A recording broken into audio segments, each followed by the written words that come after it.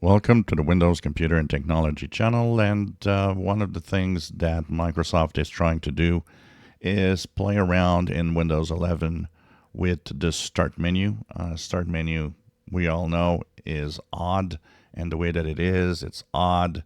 And the fact that the recommended section is still there but empty when you don't use it. So a lot of people don't find that it's the best. Also, the all apps listing is kind of weird and always, the defaults back. You can't leave it like that.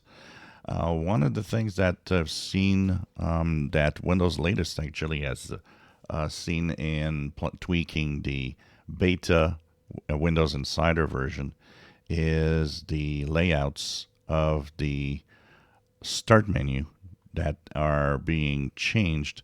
And we think that maybe 24H2 will come with that change at some point when people update later this fall. So one of them is, for example, there's a category view where you'll see that the start menu looks like this. Kind of looks almost like Windows 10 tiles, basically. And of course, the different category apps are customizable and are there. And of course, there's this layout here down the right side of the screen that they've added.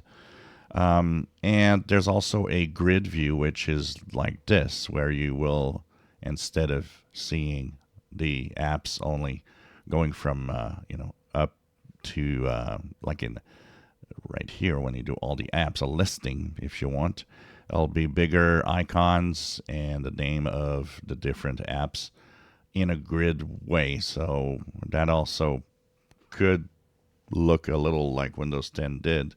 Now, is that default? And that's the thing here, is there's a back button. And one of the biggest problems, I think, even if they do this and have categories, I wish that that stays like that if you want to have that view rather than the standard view. I wonder if that will happen, and that would make a change. So I don't know. And, remove all wasted spaces when you're not using certain functions like the recommended section. So we'll see what happens with that.